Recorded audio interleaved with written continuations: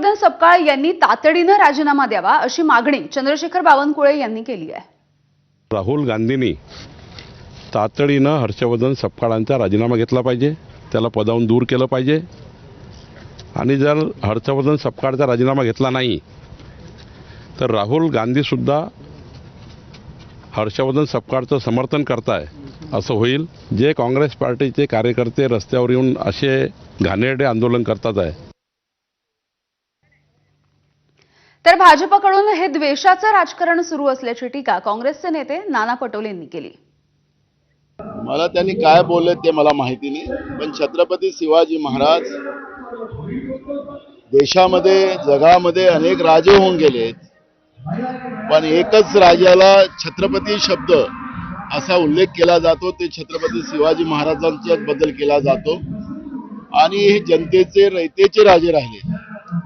त्याच्यामुळे मला असं वाटतं की छत्रपती शिवाजी महाराजांची तुलना कुठल्या राजाशी होऊ शकतं असं मला वाटत नाही।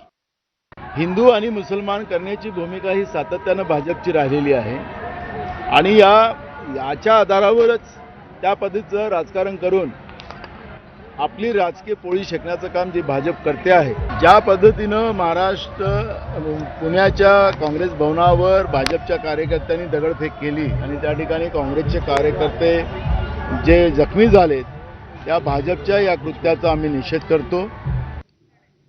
तर या सगळ्या वादाच्या मुद्द्यावरून संजय राऊत यांनी भाजपला लक्ष केलेलं आहे आणि यावरती नवनाथ बन यांनी पलटवार केलाय। टिपू सुलतान याची छत्रपतीशी तुलना आणि बरोबरी होऊ शकत नाही, याच्याविषयी काय दुमतच नाही। ते कोणी काय बोलत असेल सोडून द्या। पण मुंबईमध्ये मानखुर्दला एका बगीच्याला नाव देण्याचा प्रयत्न झाला। हे सगळे कोण होते? आज तुमच्या भाजपमध्ये आहे सगळे, हे सगळे लोक टिपू सुलतानवाले आज भारतीय जनता पक्षात तुम्ही घेतलेले आहात म्हणून ते शुद्ध झाले का नाही? त्यांची विचारधारा तीच आहे। कोणी मुंबईचा महापौर बनला, कोणी खासदार बनले, पण हे सगळे भाजपमध्ये टिपू सुलतानला नायक मानणारे। संजय राऊत, तुम्ही हर्षवर्धन सपकाळांना सांगणार आहात का की टिपू सुलतान हा खलनायक आहे आणि या खलनायकाचा उदो करू नका? दुर्दैवानं तुमच्यामध्ये तेवढी हिंमत नाही राहुल गांधींची चाकरी करायची, काँग्रेसची चाकरी करायची, छत्रपती शिवाजी महाराजांची बदनामी करणाऱ्या हर्षवर्धन सपकाळांची चाकरी करायची। हाच तुमचा धंदा झालेला आहे। दरम्यान राज्यभरामध्ये हर्षवर्धन सपकाळ यांच्या निषेधार्थ आंदोलन करण्यात आलं। मुंबई, नवी मुंबई यासह नागपूर, नाशिक आणि अहिल्यानगर या ठिकाणी देखील आंदोलनं झालेली आहेत। त्याची दृश्य आपण बघूयात। राज्याच्या वेगवेगळ्या भागामध्ये ही आंदोलनं करण्यात आली आहेत। मुंबईत काँग्रेस प्रदेशाध्यक्ष हर्षवर्धन सपकाळांच्या विरोधात भारतीय जनता युवा मोर्चानं आंदोलन केलं।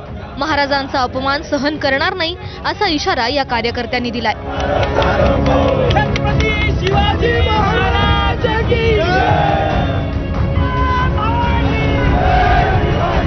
नागपुरात सपकाळांच्या वादग्रस्त वक्तव्याच्या निषेधार्थ भारतीय जनता युवा मोर्चानं आंदोलन केलं। यावेळी सपकाळ यांच्या फोटोवर जोडे मारत निषेध व्यक्त केलाय।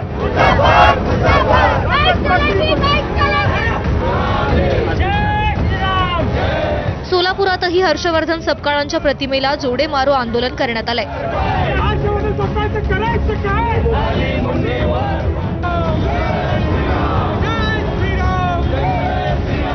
मालेगावमध्ये संतप्त आंदोलकांनी हर्षवर्धन सपकाळांचा पुतळा जाळला।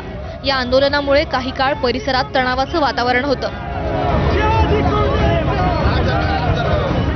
अहिल्यानगरमध्ये भाजपनं शिवाजी महाराज स्मारकासमोर हर्षवर्धन सपकाळ यांच्या प्रतिमेस जोडे मारो आंदोलन केलं। हर्षवर्धन सपकाळ यांच्या विरोधात मराठा ठोक मोर्चा आक्रमक झाला असून सपकाळ यांच्या तोंडाला काळं फासणाऱ्यास 1 लाख रुपयांचं बक्षीस समन्वयक महेश डोंगरे यांनी जाहीर केलंय।